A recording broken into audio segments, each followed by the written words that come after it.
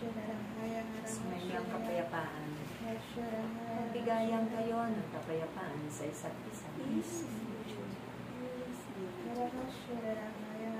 Maraming salamat aking mga anak na minamahal. Magpahanggang sa ngayon, kayo pa rin ang nagpapahalaga sa bawat pagtitipong ito. Ito ang itinakdahan ng Diyos na makapangyarihan sa lahat, upang ang bawat isa sa inyo ay kanyang pamahalaan, hubugin sa mabubuting bagay at mapanuto sa inyong mga buhay. At ito man ang inyong ibabahagi sa inyong paghayo, kalakip ng pag-ibig, kababaan ng kalooban, at pagtityaga, kagalakan.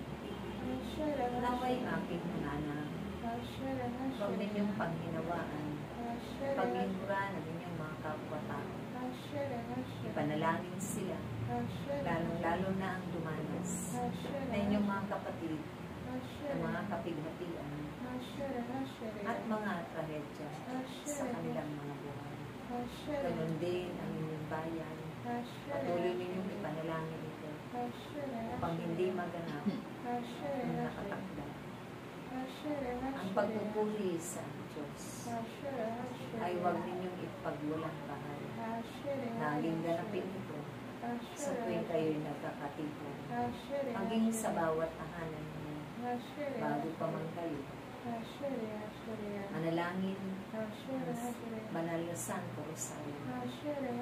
Dahil sa pagtawag ninyo sa kanyang pangalan, siya'y darating at ang kanyang tulong ay laging ipapaabot sa bawat isa sa inyo. Huwag kayong manghinawa, paglingkuran ang inyong mga kapwa-tao sa mundo ito. Dahil ito na ang panahon upang ang bawat isa sa inyo ay nararapat gumawa ng mabuti, magbahagi ng mabuti, magpalaganap ng mabuting bagay para sa inyong mga kapwa.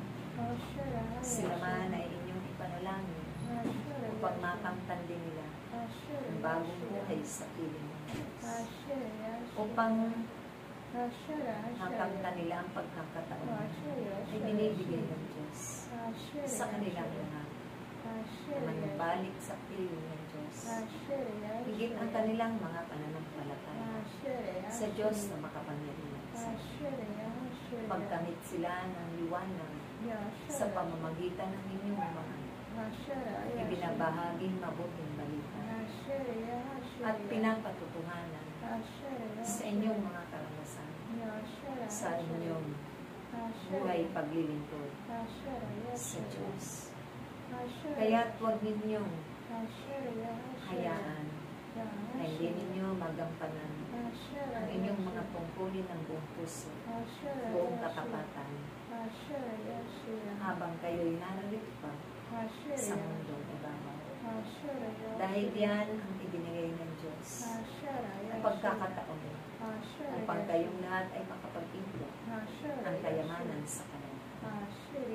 Isang pagpapatunay lamang na kayo ay tapat na sumusunod sa Kanyang mga mahalagang ipinagpapos, sa Kanyang mga tagubilin na hindi ninyo pinaliligtaan.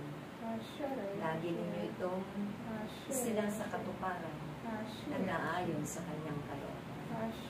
Away mag-ibigan kayo lahat, magkaisa sa pananalangin para sa mga kapayapaan ng mundo, para sa pagbabago ng bawat kapwa-tao ninyo, upang ang panahon ito ay kanila rin makamit ang mga biyaya at pagpapala na nagmumula sa Diyos na inyong pinaglilingkod.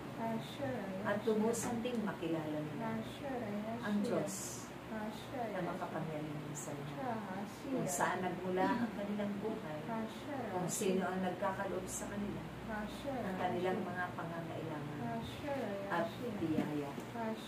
Naway hanggang sa inyong kamatayan, ay hindi kayo tatalikod sa Diyos.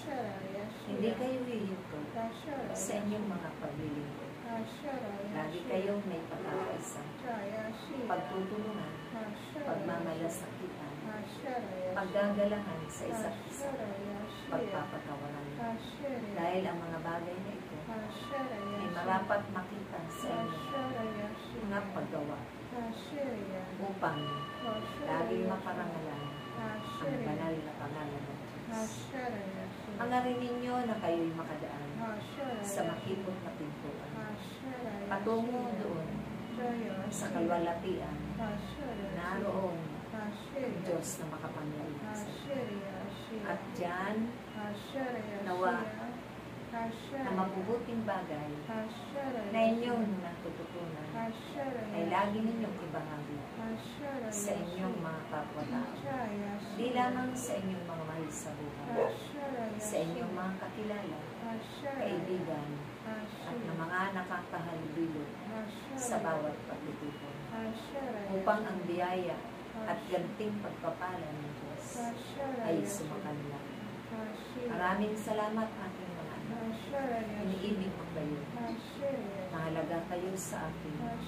Kung bakit ibinis ko ang aking buhay, pati ang aking dugo, upang kayo ay linisin ng buong inyong katauhan.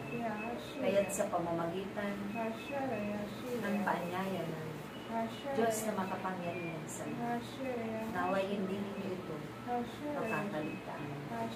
Ang bawat tipanan kanyang itinagda, nararapat naroon ang mga lingkod ng Diyos.